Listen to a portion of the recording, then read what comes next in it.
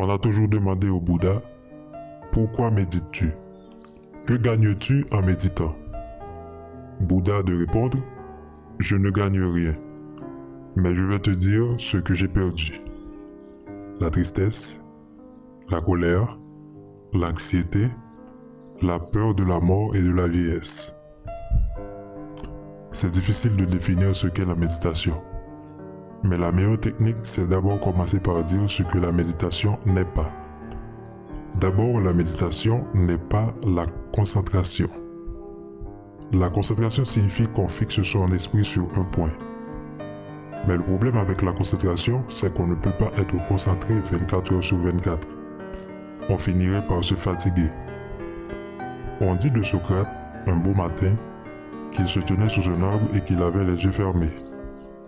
Tandis qu'il était debout et que les heures commencèrent à s'écouler, la neige commença à lui monter jusqu'aux genoux.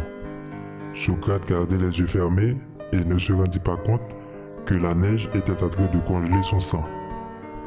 Au fil des heures, il finit par s'évanouir et ses disciples le transportèrent chez lui donnèrent un massage et lui donnèrent à boire de l'alcool. À son réveil, les disciples lui demandèrent « Maître, que t'est-il arrivé ?»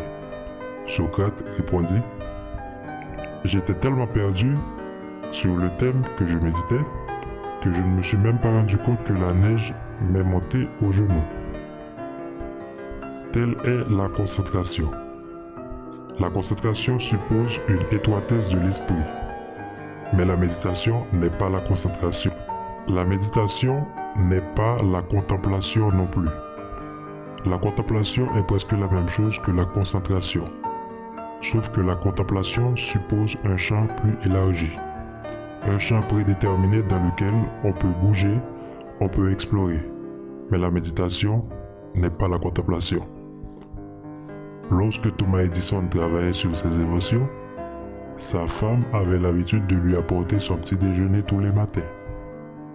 Elle posa le déjeuner sur la table et Thomas Edison ne se rendit même pas compte que sa femme est entrée et sortie.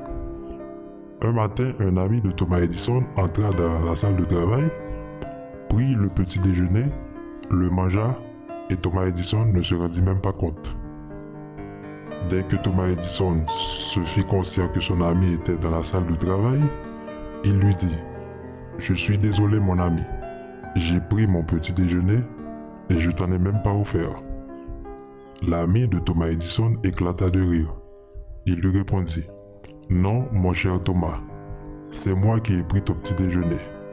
J'ai tout mangé et tu ne l'as même pas réalisé. » Telle est la contemplation. C'est presque la même chose que la concentration. Mais la méditation n'est pas la concentration, elle n'est pas la contemplation non plus. La méditation est plutôt une relaxation. Il s'agit d'être présent, de savoir ce qui se passe à l'intérieur de soi et autour de soi. La méditation n'est pas seulement une question de posture. Notre vie entière peut être méditation. Si l'on peut être conscient de ses pensées, de sa respiration tout au long de la journée, dans ses travaux quotidiens, quand on cuisine, quand on est dans la voiture, quand on mange, quand on se baigne, etc. Donc on est en pleine conscience, on est en pleine méditation. Être un méditant, c'est être un observateur. Krishnamurti a dit « La capacité d'observer sans analyser est la plus haute forme d'intelligence qui soit. » Tel est le sens de la méditation. Être capable d'observer ses pensées, d'être témoin de ses actions, de ne pas agir comme un robot. Si l'on va prononcer une parole, on est conscient que l'on va la prononcer. Et l'on est conscient au moment où l'on est en train de la prononcer. La méditation n'est pas une lutte contre soi-même ni contre son esprit. En effet, plus on lutte contre ses pensées, contre son esprit, plus l'esprit est rebelle. Car la nature de l'esprit, c'est de bouger constamment.